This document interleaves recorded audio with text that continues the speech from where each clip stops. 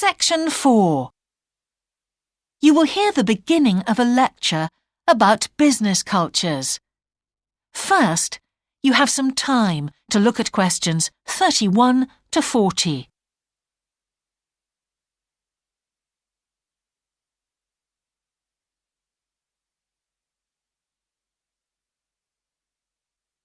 Now listen carefully and answer questions 31 to 40. Good morning, everyone. Now, whether you're going to university to study business or some other subject, many of you will eventually end up working for a company of some kind. Now, when you first start working somewhere, you will realize that the organization you've joined has certain characteristics. And we often refer to these social characteristics as the culture of the organization. This includes its unwritten ideas, beliefs, values, and things like that. One well-known writer has classified company cultures by identifying 4 major types.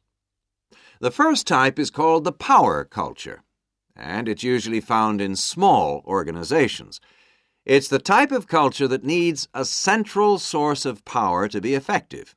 And because control is in the hands of just 1 or 2 people, there aren't many rules or procedures.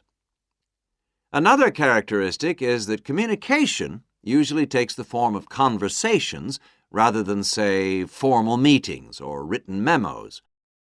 Now, one of the benefits of this culture is that the organization has the ability to act quickly. So it responds well to threat or danger on the one hand, and opportunity on the other.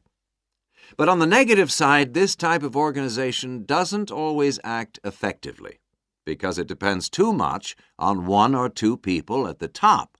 And when these people make poor decisions, there's no one else who can influence them. And the kind of person who does well in this type of business culture is one who is happy to take risks, and for whom job security is a low priority. The next type is known as role culture. That's R-O-L-E, not R-O-L-L, by the way. And this type is usually found in large companies, which have lots of different levels in them. These organizations usually have separate departments that specialize in things like finance or sales or maintenance or whatever. Each one is coordinated at the top by a small group of senior managers, and typically everyone's job is controlled by sets of rules and procedures. For example, there are specific job descriptions, rules for discipline, and so on. What are the benefits of this kind of culture? Well, firstly, because it's found in large organizations, its fixed costs, or overheads as they're known, are low in relation to its output or what it produces. In other words, it can achieve economies of scale. And secondly, it is particularly successful in business markets where technical expertise is important. On the other hand, this culture is often very slow to recognize the need for change, and even slower to react. What kind of person does this type of culture suit? Well, it suits employees who value security and who don't particularly want to have responsibility.